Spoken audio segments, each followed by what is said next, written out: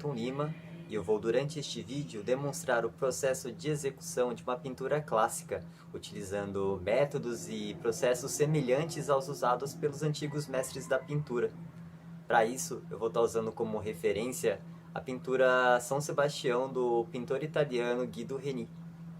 Lembrando também que este vídeo ele faz parte de uma proposta que está inscrita no edital da Lei Federal Aldir Blanc, que é uma lei que visa auxiliar artistas, coletivos e espaços artísticos que tiveram seus trabalhos artísticos interrompidos em decorrência da pandemia. Este vídeo ele participará também de uma mostra virtual que estará acontecendo entre os dias 24 de fevereiro e 19 de abril, e que vai estar sendo transmitido pela Fundaz, lá no Facebook deles e também no canal do YouTube. Eu vou estar deixando aqui o link na descrição, então segue lá eles para vocês não perderem, tá? Vamos para a pintura, que é o que interessa. Bom, queria mostrar aqui primeiro os materiais que eu vou estar trabalhando nessa pintura. Falando primeiro da paleta, né? Eu estou usando uma paleta de cores limitadas. É uma paleta que eu gosto muito, assim, embora ela não tenha um alcance de cores muito grande, ela é interessante porque ela produz misturas bem harmoniosas, né? As cores elas conversam bem entre si e acaba gerando um efeito bem interessante. Estou usando aqui branco de titânio, amarelo ocre, terra de siena queimada, vermelho óxido, azul ultramar claro. Pode ser ultramar normal mesmo, que só encontrei o claro para comprar. Terra de siena queimada e preto. Essas são as cores que eu vou estar trabalhando durante a pintura inteira. Os pincéis são esses dos mais básicos. Os únicos diferentes mesmo são esses dois de pelo de Marta e essa trincha que a gente vai estar usando para aplicar a base, né, do suporte. Eu recomendo fortemente usar uma trincha e não usar os seus pincéis, porque você vai acabar estragando eles, porque o gesso ele realmente detona com o pincel. Para fazer a preparação do suporte, eu vou estar usando aqui cola PVA, dessas escolares mesmo, gesso acrílico ou base acrílica, que aqui no caso eu estou usando base acrílica porque eu não consegui encontrar gesso acrílico de jeito nenhum disponível, mas ele funciona também. Como medium de pintura, né, a gente vai estar usando aqui óleo de linhaça e um solvente. Eu gosto bastante de usar a terebentina como solvente, mas aqui para essa pintura específica eu estou usando esse da Corfix, que foi também o único que eu encontrei aqui disponível pelos mercados, né? Mas eu recomendo fortemente usar a terebentina, eu acho que ela é mais confiável, assim, mais segura para estar preparando o medium. Além de um recipiente, né, que você vai precisar para estar colocando o seu medium.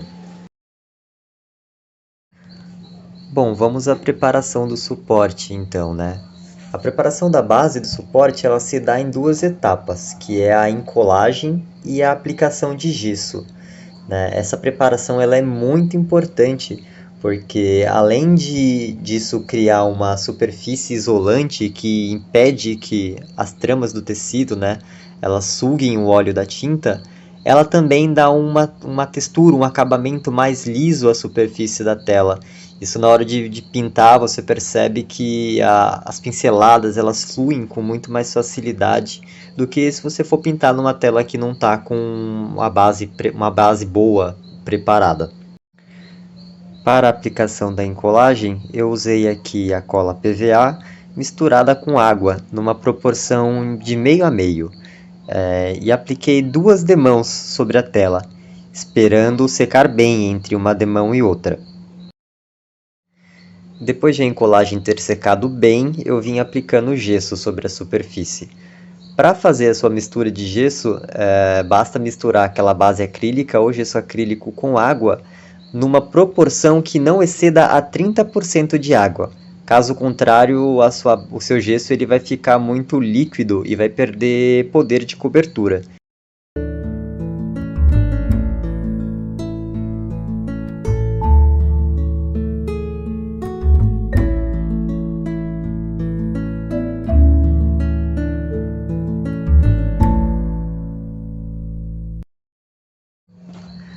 Na segunda demão do gesso, eu estou adicionando aqui tinta acrílica terra de siena queimada à mistura para tonalizar o gesso, né?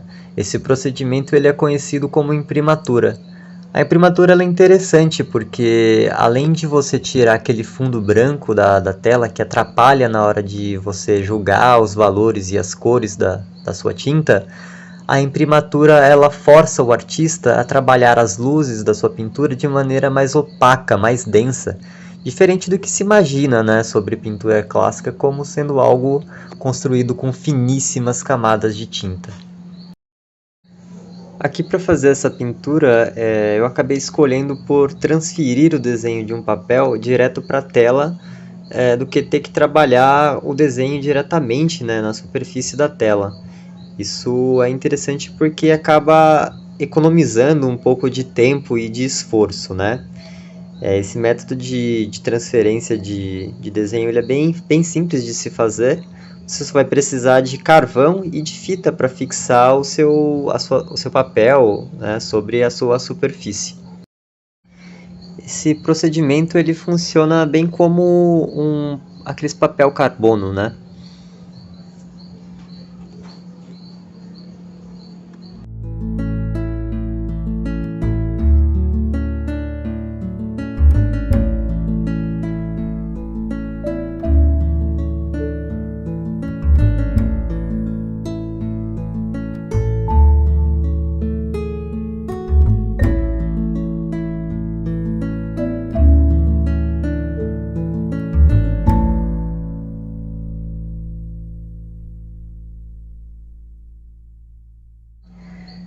Depois de terminar de transferir o desenho, eu vou fixar aquele contorno de carvão com tinta acrílica terra de siena queimada.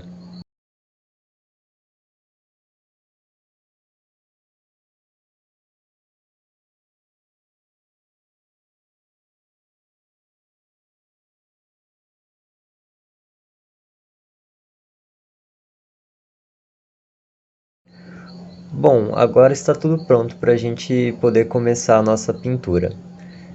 Aqui na área onde eu vou entrar com tinta, eu vou aplicar aquele medium que eu comentei no começo do vídeo com vocês, né? Ele é uma mistura de óleo de linhaça com solvente numa proporção de meio a meio. Este medium ele serve para dar mais elasticidade para a tinta, né? Dessa forma, a pincelada ela vai correr com muito mais fluidez e facilidade pela superfície. Existe uma infinidade de mediums com diferentes finalidades, mas eu não vou comentar eles aqui agora. Fica aí talvez para uma próxima oportunidade.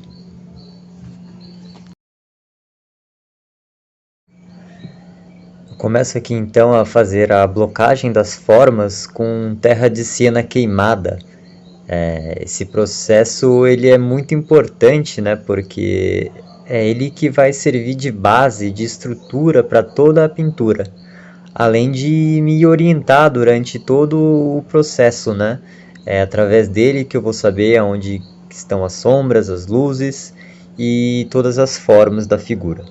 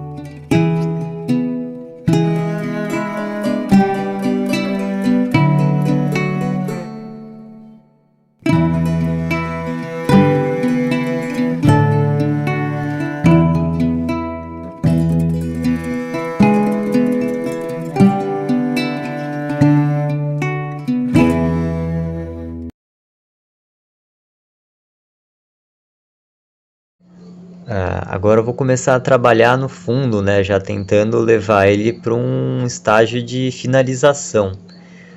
Antes que eu mexa na figura e trabalhe os tons de pele, é muito importante que o fundo ele seja fechado primeiro, né? Porque a maneira como que você vai perceber as cores da figura, da pele, é totalmente influenciável pelo fundo, né?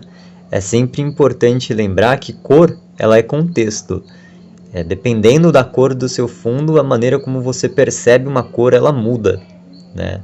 Então, antes de mais nada, é necessário fechar o fundo. E aqui eu estou fazendo ele bem à la prima mesmo, né? Eu estou tentando em uma tacada só já finalizar todo ele.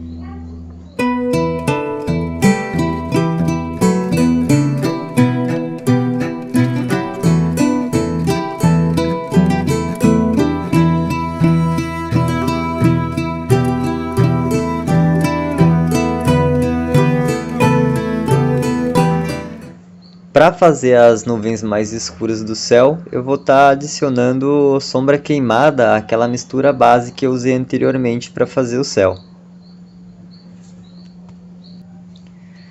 Já para fazer os troncos, eu vou estar usando esse sombra queimada misturado com um pouco de preto.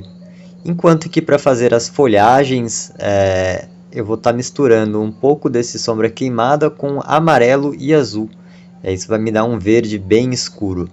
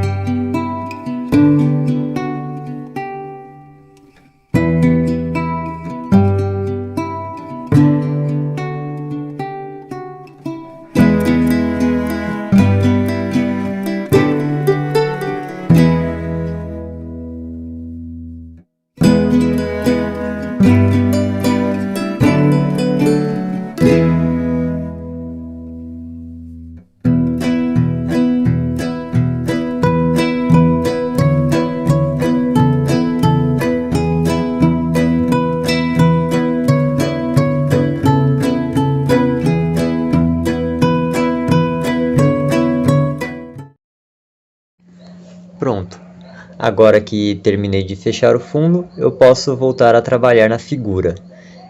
Eu vou entrar aqui nas luzes com uma mistura bem acinzentada, né, monocromática, trabalhando os meios tons e luzes.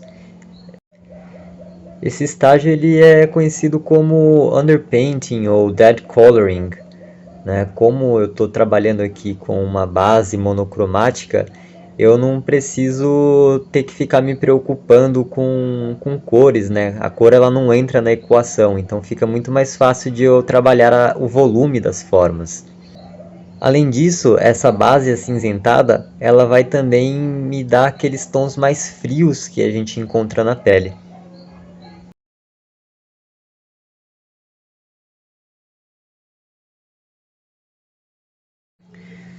Depois de ter preparado essa base nas luzes, né, eu vou voltar a trabalhar as sombras, já tentando levar elas para um estágio de quase finalização. Daí aqui eu estou fazendo uma velatura com terra de siena queimada e sombra queimada. Mais para o final a gente vai estar entrando com uma velatura de preto para estar buscando as sombras mais profundas.